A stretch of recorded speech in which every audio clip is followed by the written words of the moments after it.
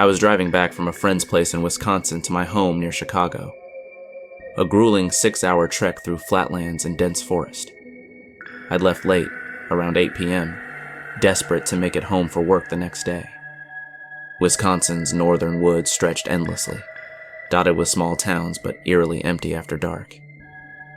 30 minutes out from my friend's place, the sun sank, and for 2 solid hours, I didn't see another soul. Just trees, shadows, and the hypnotic hum of my tires.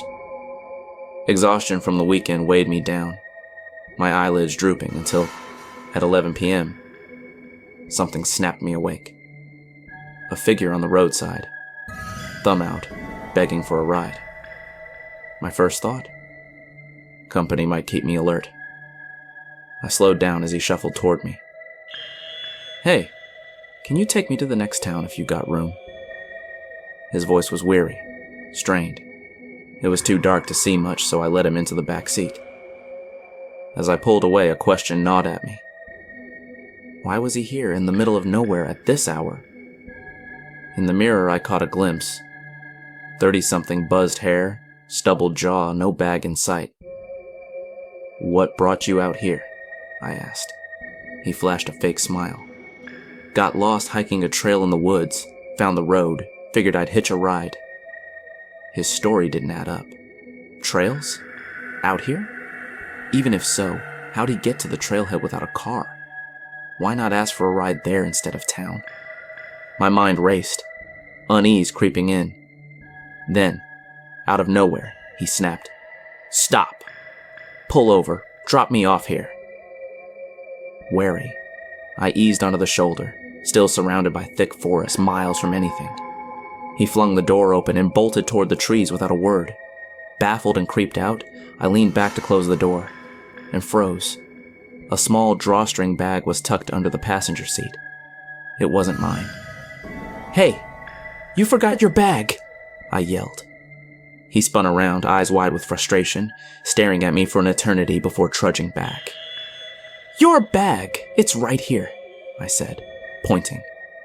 He hesitated, then snatched it, turned, and hurried back into the woods. I slammed the door and peeled out, relief flooding me, until minutes later a rancid stench hit me from the back seat. It grew unbearable, and by the time I reached a gas station in the next town, I grabbed my phone's light. Under the seat, where the bag had been, was a dark red stain. Blood. Bile rose in my throat as I stumbled inside to call the police. They cut out the carpet for testing and searched the area, finding only faint footprints near where I picked him up. No sign of him. That bag, what was in it?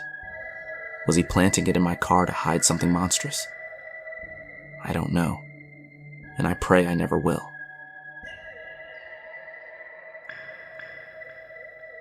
It was a Monday night, and after finishing my day job, I picked up a quick DoorDash shift for some extra cash. The night was quiet, unremarkable, until my final delivery around 10 p.m. After dropping off the order, I headed back to my apartment in town, cutting through the dark farmland that sprawled around us.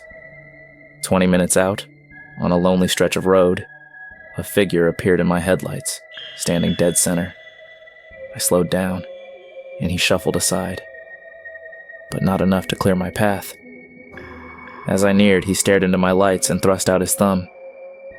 He looked older, maybe early 50s, with sunken eyes and a heavy backpack slung over his shoulders. Exhaustion etched into his face like he hadn't slept in days. I rolled down my window. "Need a ride into town?" "I'm heading that way," I offered. He nodded, muttered a thank you, and, to my surprise, yanked open the passenger door, plopping down right beside me. I bristled. Who sits up front with a stranger? But brushed it off. Glancing past him at the towering grass fields, I asked, "Where'd you come from? What brings you out here?" His voice was flat. "Traveling cross-country to see family. No car, so I've been hitching rides." The vagueness set me on edge. He didn't elaborate, just sat there, occasionally scanning my back seat with slow, deliberate looks. Not quick glances, but a search. I tried to keep the conversation alive, but his clipped bored replies only deepened my unease. "Everything okay?" I asked, eyes fixed on the road. Silence. When I turned to him, my blood ran cold. He was staring at me, unblinking, a knife gleaming in his clenched fist. "Stop the car!" he growled. I slammed on the brakes, heart hammering, reaching for my door until he barked, "Get in the back!" My eyes darted to his feet. His backpack gaped open, revealing a thick coil of rope. Time froze. I was in the middle of nowhere. If I obeyed, I'd never get out alive. In one fluid motion, I threw the door open and leapt out, sprinting into the tall grass. He lunged across the seat, grabbing for me, but I was gone, swallowed by the night. His shouts echoed behind me, "Come back here!" then faded into the rustling wind. I crouched in the grass, motionless for 15 agonizing minutes, the blades whispering around me like ghostly voices. Creeping back to the road, I saw my car still idling, headlights slicing through the dark, driver's door ajar. But he was gone. I snatched my phone, darted back into the field, and called 911, too terrified to linger. When the police arrived, they searched, but the man had melted into the shadows, leaving my car untouched. He hadn't wanted to rob me. He'd wanted me. They have his description, but he's still out there, a phantom haunting the fields. It was 2016, and my parents had just moved to the West Coast. I set out to visit them. Driving across a long, desolate stretch of highway, punctuated only by the occasional gas station. Lonely beacons in an endless void. On the second night of my journey, as darkness swallowed my old rickety car, the check engine light flickered on. I wasn't shocked. My car had been a clunker for years. But I wasn't a car guy either. Clueless and uneasy, I checked my phone. The nearest gas station was 30 miles away. With no other option, I pressed on. Fate, however, had other plans. The engine sputtered and died, leaving me coasting helplessly to the roadside until the car rolled to a stop. I tried everything, popping the hood in the frigid night air, staring at a tangle of wires I didn't understand. But it was useless. My car was done, I thought. Desperate, I grabbed my phone to call for help, only to feel my stomach plummet. No service. I dialed anyway, hearing nothing but the hollow beep of a dead line. After 30 minutes of futile attempts, reality sank in. My only hope was to hitchhike. I'd never done it before, and the idea of standing on a pitch-black highway made my skin crawl. But I had no choice. Stepping out, I stuck my thumb up, waiting. Every 15 minutes or so, a car whizzed by, headlights flashing briefly before vanishing into the night. No one stopped. Hours dragged on. It must have been 2 or 3 a.m. when a pair of headlights finally emerged from the distance. I raised my hand again, expecting another rejection. But to my shock, the black pickup truck slowed and pulled over. Heart pounding, I approached. The driver was a gaunt man, his long, thin face framed by greasy black hair, grinning wide enough to unsettle me. "Need a lift?" he chirped, his voice eerily cheerful. Something felt off, but exhaustion outweighed my instincts.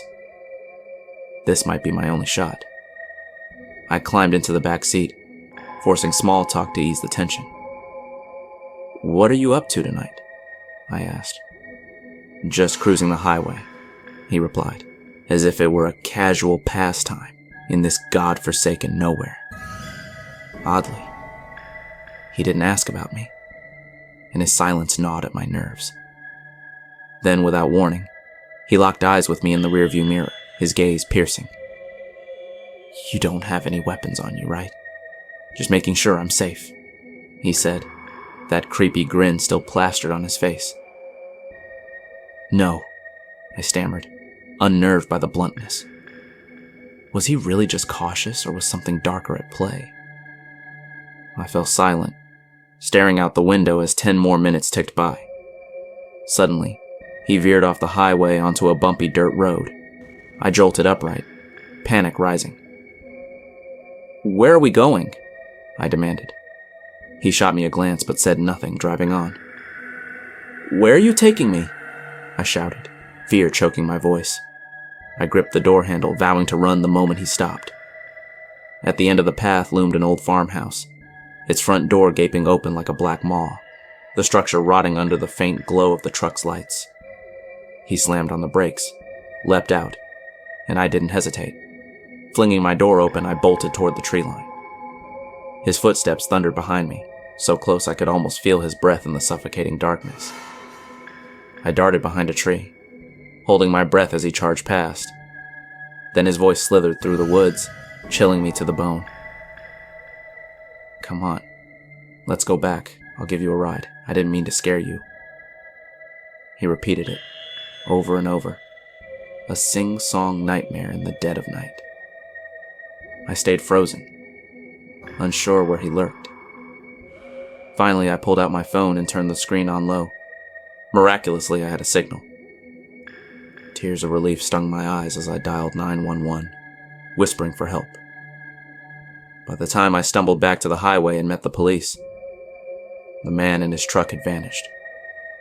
The farmhouse was just an abandoned ruin, making it even more terrifying that he'd known exactly where it was, and led me there on purpose. What he'd planned, I'll never know. I'm just glad I didn't find out.